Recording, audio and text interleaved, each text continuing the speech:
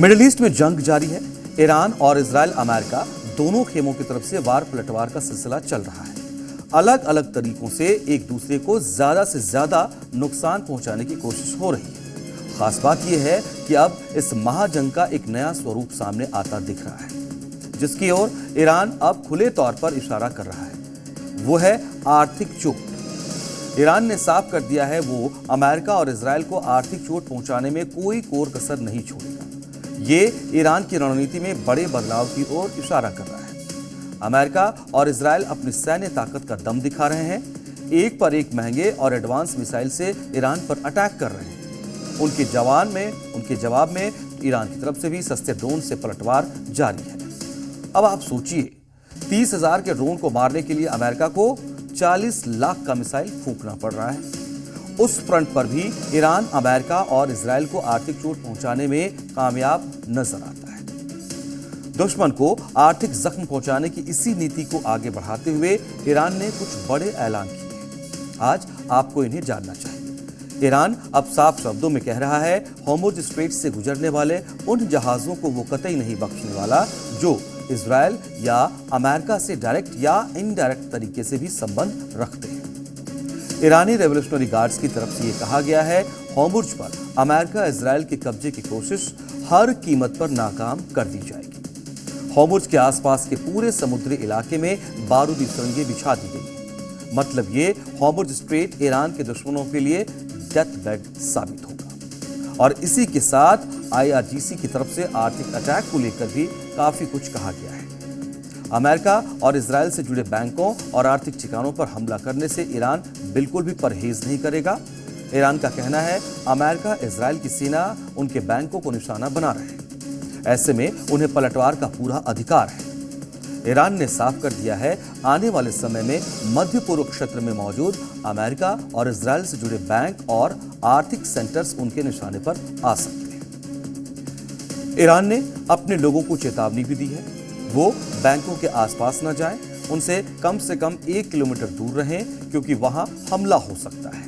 ये नीति स्पष्ट है और इसलिए अपने लोगों को भी इसको लेकर के अपील की गई है। ईरान की इस नई आर्थिक अटैक की नीति की टाइमिंग ये बता रही है।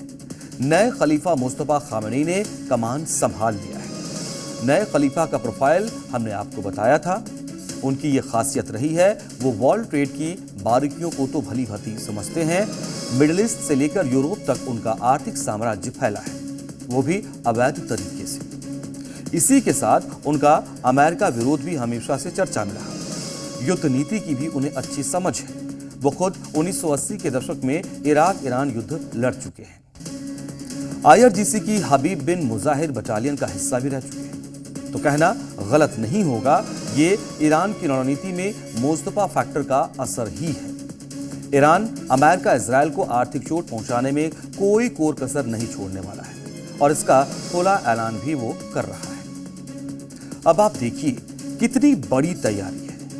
ईरान किस लेवल पर अमेरिका को घेरने वाला है। ईरानी मीडिया की एक रिपोर्ट में यह कहा गया है कि ईरान अमेरिकी टेक कंपनियों के दफ्तरों और डेटा सेंटर्स को भी निशाना बना सकता है।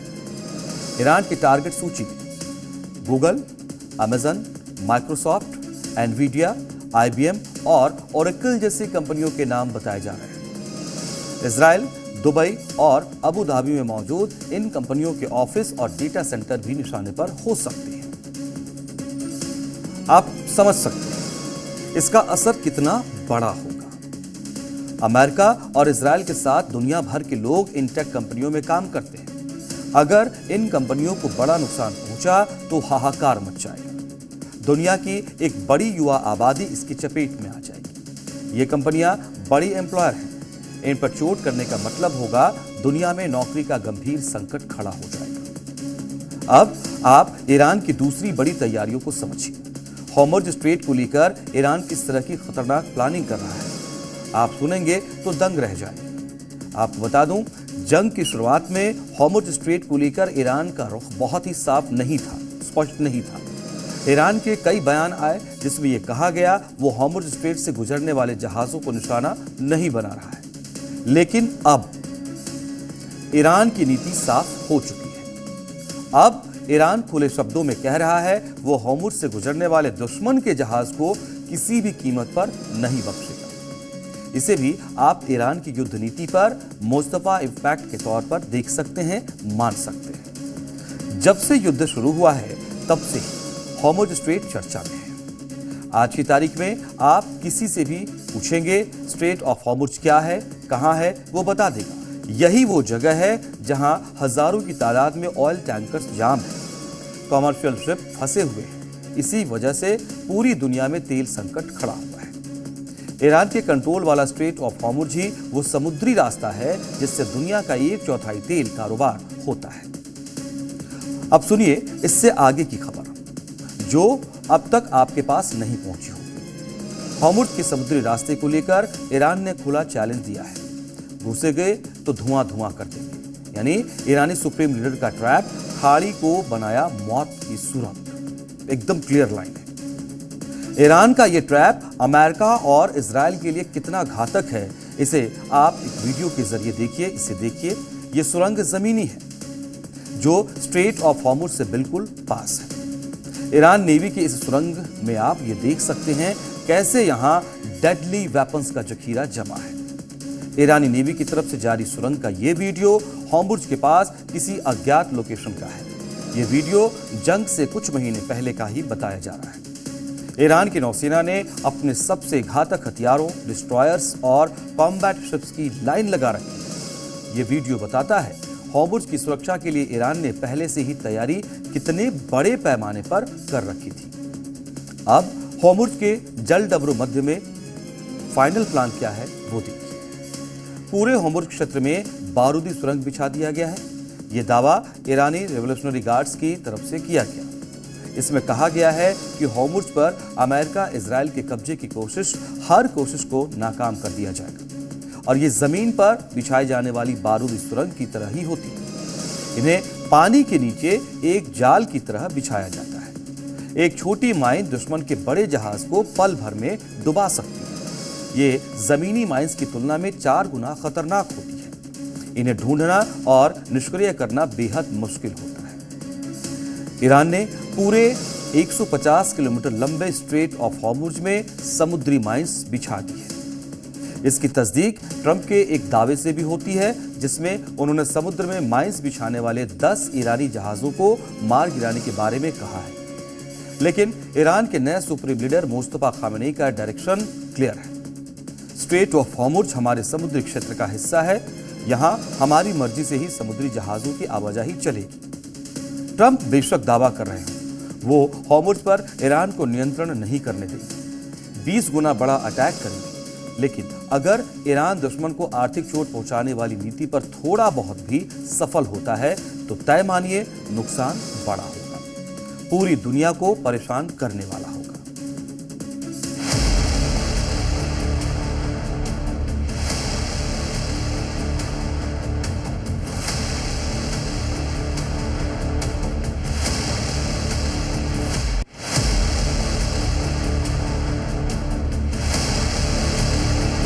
हमने जंग की शुरुआत में घोषणा की थी और इसे हम फिर से दोहराते हैं।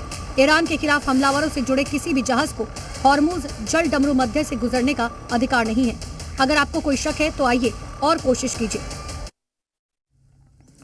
और अब अगली स्टोरी का विश्लेषण हम शुरू करने जा रहे हैं, सुनिए ध्यान से। बात उस तकनीकी चर्चा की है जो शुरू तो ईरानी वॉर जोन में ही हो रही है, लेकिन पूरी दुनिया की टेंशन बढ़ रही है।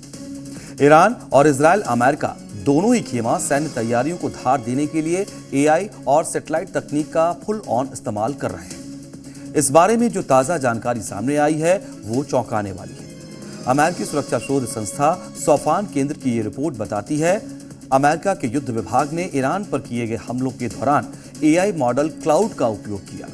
ये एआई प्लांटियर के युद्ध क्षेत्र खुफिया सिस्टम मावेन स्मार्ट सिस्टम में शामिल था। इसकी मदद से हमलों के लिए सटीक लक्ष्यों की पहचान की गई। इस अभियान को ऑपरेशन एपिक फ्यूरी कहा गया। एआई का इस्तेमाल युद्ध क्षेत्र की स्थितियों और रणनीतियों का अभ्यास करने के लिए भी किया गया। इसी बीच अमेरिकी रक्षा विभाग ने एक दूसरी एआई कंपनी ओपन एआई के साथ भी समझौता किया ताकि भविष्य के संघर्षों में उसके जीपीटी मॉडल का उपयोग किया जा सके। हालांकि ये साफ नहीं है कि जीपीटी मॉडल पहले से युद्ध में इस्तेमाल हो रहे हैं या नहीं, क्योंकि युद्ध से जुड़ी कई तकनीकें और उपकरण गोपनीय रखे जाते हैं। दावा किया जा रहा है कि एंथ्रोपिक कंपनी का एआई मॉडल क्लाउड पश्चिम एशिया के युद्ध में अमेरिकी सेना के हमलों को अधिक सटीक बनाने में मदद कर रहा है। और इससे एक बार फिर ये चर्चा तेज हो गई है कि क्या कृत्रिम बुद्धिमत्ता अब मारने वाली मशीनों में भी बदल रही है। इसे बड़ी टेक कंपनियों द्वारा किए गए वादों के खिलाफ माना जा रहा है। ऐसे में यह घटना दुनिया भर में एआई से जुड़ी नीतियों के लिए एक बड़ा मोड़ साबित हो सकती है, एआई की नीतियों को प्रभावित कर सकती है। विशेषज्ञों का मानना है एआई मॉडल बनाने वाली टेक कंपनियों का ऑडिट किया जाना चाहिए। इसके लिए वैश्विक स्तर पर बाध्यकारी नियम बनाए जाने चाहिए। ये सवाल और भी गंभीर हो जाता है क्योंकि एआई के सैन्य इस्तेमाल में अमेरिका, चीन जैसे देश शामिल हो रहे हैं जो एआई तकनीक के विकास की काफी तेजी से इस पर काम कर रहे हैं। अब तक ये समझ में आता है पैटर्न, और ऐसा नहीं है कि युद्ध में एआई तकनीक का इस्तेमाल पहली बार हो रहा है। पहले भी गाइडेड मिसाइलों और ड्रोन में जो मशीन है, लर्निंग ऑब्जेक्ट रिकॉग्निशन और कंप्यूटर विजन जैसी तकनीकें हैं, इनका उपयोग किया जाता रहा है। लेकिन अब नए एआई मॉडल बहुत ही तेजी से जटिल पैटर्न पहचान सकते हैं और वास्तविक दुनिया में रणनीतिक कमजोरियों को भी ढूंढ सकते हैं। इस वजह से ये बहुत घातक साबित हो सकता है। इसी के साथ वॉर जोन में एक चर्चा सैटेलाइट तकनीक के इस्तेमाल को लेकर भी हो रही है। बताया जा रहा है कि जब अमेरिका और इजराइल ईरान पर हमला करने की तैयारियों में जुटे थे, चीन की सैटेलाइट्स इनसे जुड़े सारे मूवमेंट्स को ट्रैक कर रहे थे। आप समझिए, ये डिटेल्स इतने सटीक हैं, अगर चीन ने ईरान को सही समय पर सही जानकारी दे दी होती तो युद्ध का सीन कुछ और होता। 28 फरवरी को अमेरिका और इजराइल ने मिलकर ऑपरेशन एपिक फ्यूरी के तहत ईरान पर हवाई हमले शुरू किए और इसके जवाब में तेहरान ने मिसाइल और ड्रोन हमले किए। लेकिन इस संघर्ष के बीच एक और चीज समानांतर रूप से चल रही थी। इंटरनेट पर लगातार सैटेलाइट तस्वीरें सामने आ रही थी जिनमें अमेरिकी विमानों, मिसाइल रक्षा सिस्टम और नौसैनिक गतिविधियों को दिखाया जा रहा था। ये सभी तस्वीरें शंघाई स्थित जियो special intelligence company Mijar vision द्वारा साझा की जा रही थी। बताया जा रहा है कि पहली बड़ी तस्वीरों का सेट 20 फरवरी के आसपास सामने आया था। चीन की सैटेलाइट कंपनी मिजार विजन ने हाई रेजोल्यूशन सैटेलाइट तस्वीरों का एक संग्रह जारी किया जिसमें दक्षिणी इजराइल के ओवर द एयर बेस पर अमेरिकी विमानों की तैनाती, सऊदी अरब और कतर समेत मिडिल ईस्ट के कई देशों में फाइटर जेट की मौजूदगी, अरब सागर में नौसैनिक गतिविधियां और विमान वाहक पोतों की आवाजाही दिखाई गई। इन सभी तस्वीरों पर आर्टिफिशियल इंटेलिजेंस की मदद से अलग अलग जानकारी भी जोड़ी गई थी। विमानों के प्रकार तक बताए गए थे। सैटेलाइट से मिली इतनी सारी जानकारी बताने के लिए काफी थी। 28 फरवरी को अमेरिका, इजराइल ईरान पर पहली मिसाइल दागने वाले हैं। हमले से पहले ही चीनी सोशल मीडिया पर संकेत मिलने लगे थे कि अमेरिका बड़ा हमला करने की तैयारी कर रहा है। और इन तस्वीरों की खास बात यह भी थी कि इनमें असामान्य रूप से बहुत ज्यादा जानकारी दी गई थी। ये जानकारी अंग्रेजी में नहीं बल्कि मंदारिन, चीनी भाषा में लिखी हुई थी। शायद इसी वजह से इसकी गंभीरता को ज्यादा लोग समझ नहीं पाए। वायुसेना के साथ मिजार विजन ने ऐसी सैटेलाइट तस्वीरें भी जारी की जिनमें समुद्र में अमेरिकी नौसेना की गतिविधियां दिखाई दी। इन तस्वीरों में अमेरिकी नौसेना का सबसे नया विमान वाहक पोत यूएसएस जेराल्ड आर फोर्ड भी नजर आ रहा है। एक अन्य सैटेलाइट तस्वीर में यूएसएस अब्राहम लिंकन विमान वाहक पोत अरब सागर में ओमान के पास एक सप्लाई जहाज के साथ मिलते हुए दिखाई दिया। और अब अगली स्टोरी की तरफ बढ़ते हैं, विश्लेषण की शुरुआत करते हैं। लंदन दुनिया के सबसे मॉडर्न और मल्टीकल्चरल शहरों में से एक है, लेकिन पिछले कुछ दिनों से यहां से जो खबरें आ रही हैं उन्होंने एक नई बहस छेड़ दी है। सवाल उठ रहे हैं कि क्या हिंदू त्योहारों को निशाना बनाया जा रहा है? क्या ये सिर्फ एक स्थानीय विवाद ही है या इसके पीछे कोई संगठित नफरत की राजनीति काम कर रही है? अभी 4 मार्च को एक बार फिर हिंदुओं को होली पर टारगेट किया गया। लंदन के हैरो इलाके में बड़ी संख्या में लोग रंगों के त्योहार होली का जश्न मना रहे थे। माहौल संगीत, रंग और खुशियों से भरा हुआ था। लेकिन अचानक पास की मस्जिद से आए कुछ लोगों ने कार्यक्रम में हंगामा शुरू कर दिया। वहां मौजूद लोगों को पीटने लगे, धक्का देने लगे, म्यूजिक सिस्टम तोड़ दिया और होली के कार्यक्रम में अफरा तफरी का माहौल बन गया। घटना इतनी गंभीर मानी गई कि ब्रिटेन के सांसद बॉब ब्लैकमैन ने इसे ब्रिटेन की संसद में उठाया। इसी बीच 6 मार्च को एक और वीडियो सामने आया जिसने मामले को और ज्यादा चर्चा में ला दिया। वीडियो में कुछ नकाबपोश युवकों ने एक फल सब्जी की दुकान चलाने वाले हिंदू शख्स को पीटा, उसके दुकान का सारा सामान बाहर फेंक दिया, उस पर चाकू से भी हमला करने की कोशिश की। ये ठीक वैसा ही है जैसे भारत में मुसलमान हिंदुओं के साथ करते हैं।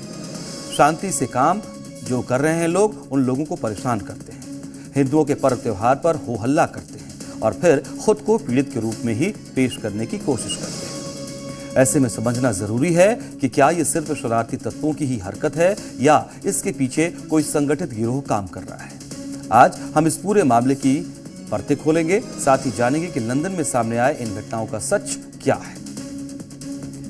4 मार्च को भारत समेत दुनिया भर में होली का त्योहार मनाया गया। हिंदुओं के लिए होली बहुत ही पवित्र और मौज मस्ती का पर्व है।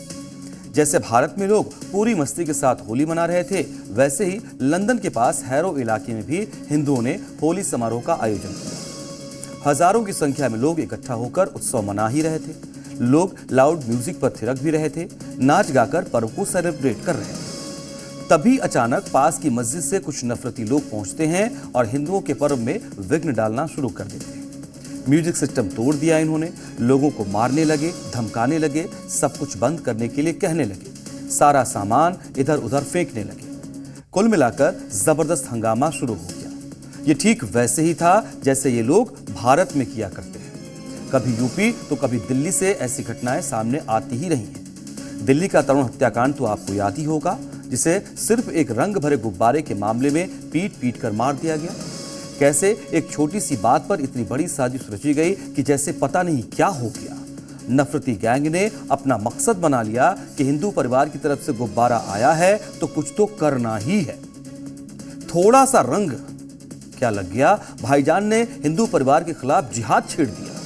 मुस्लिम समाज को हिंदुओं और हिंदू त्योहारों से इतनी दिक्कत क्यों है और क्यों ये भारत से लेकर दुनिया भर में जहां भी हिंदू हैं उनको परेशान करने से बाज नहीं आते हैं, ये समझ से परे है। ऐसा लगता है कि हिंदुओं को टारगेट करने के लिए मुस्लिम समाज ने कोई संगठन तैयार कर रखा है, जिसे टास्क दिया जाता हो कि जहां भी हिंदू खुश दिखें, पर्व मनाते दिखें, उन्हें मारो, पीटो, परेशान करो। ऐसा ही इंग्लैंड में हुआ, जिसे देख सुनकर हर कोई हैरान परेशान है।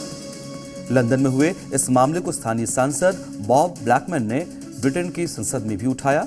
सांसद बॉब ब्लैकमैन ने कहा, होली समारोह में शामिल हजारों लोगों की सुरक्षा को खतरा पैदा किया गया और इस मामले में पुलिस को जवाब देना चाहिए। Had the annual celebration of Holi on the old Harrow Civic Centre car park site. This has been run for many, many years. It's a joyful occasion. More than 1,000 people attended. However, thugs from the central mosque left the mosque and then decided to disrupt the proceedings by pulling over the speakers, disconnecting the audio system, and they were chased away by stewards. That was bad enough.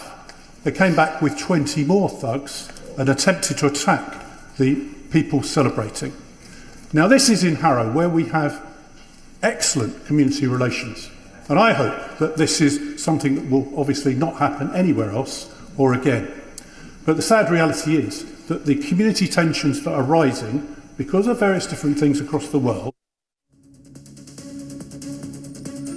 Holi पर हंगामे की घटना के बाद एक बार फिर नफरती gang ने 6 मार्च को लंदन में ही एक हिंदू की दुकान पर हमला किया और भी लोग वहां पर थे जो भारतीय हैं।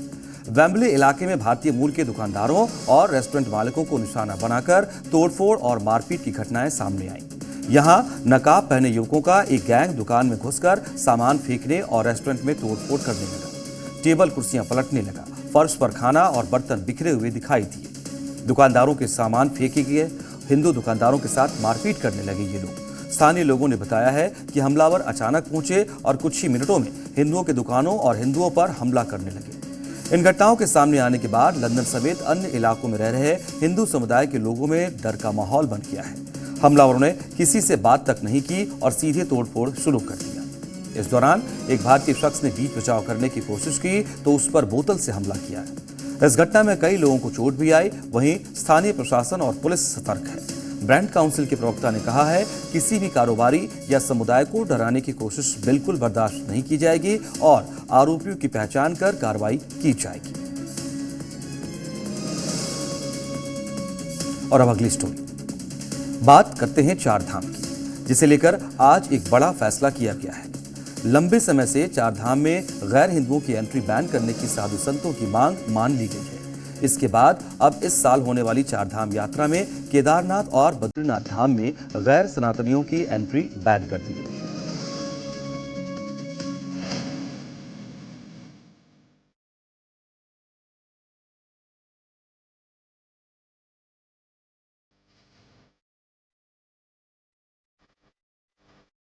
गैर सनातनियों का गैर हिंदू का प्रवेश प्रतिबंधित रहेगा। केदारनाथ, बद्रीनाथ 19 अप्रैल से चार धाम यात्रा शुरू होगी। केदारनाथ धाम के कपाट 22 अप्रैल को खुलेंगे।